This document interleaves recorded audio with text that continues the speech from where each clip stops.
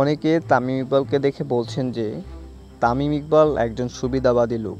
কারণ হচ্ছে যে কোনো টিম আসুক না কেন, যে কোনো পার্টি আসুক না কেন, তিনি সব পার্টির সাথে মানিয়ে নেন। ঠিক তেমনটি যেন ঘটল এই তারুণ্য উৎসবে যোগদান করে।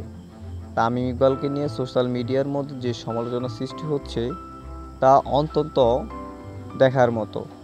কারণ হচ্ছে সেখানে তামিম ইকবাল যোগদান করেই বিএনপির হয়ে গুরুত্বপূর্ণ কথা বলেন তিনি। সেখানে বিএনপির শীর্ষ নেতাদের সাথে তিনি তার বৈঠক করেন।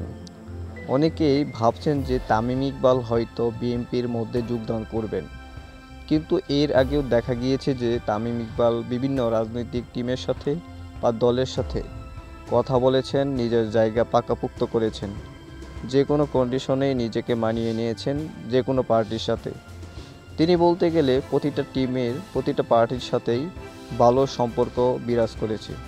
যেমনটা বাংলাদেশের যেমন পার্টি আসুক না কেন, তিনি সে পার্টির সাথেই নিজেকে মানিয়ে নিয়েছেন, যার মাধ্যমে অনেকে তামিম ইকবালের সমালোচনা করছে, অনেকে তামিমকে হিংসা করছে।